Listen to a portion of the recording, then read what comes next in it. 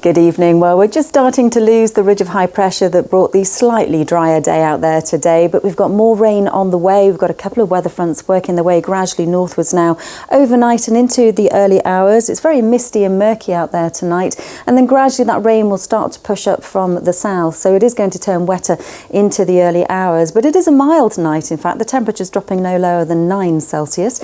And tomorrow the weather front continues its journey northwards, producing the odd heavy burst of rain at times as we head into the afternoon. It will be quite a breezy day as well, but the wind is coming from quite a mild direction, so daytime temperatures increasing to 12 Celsius.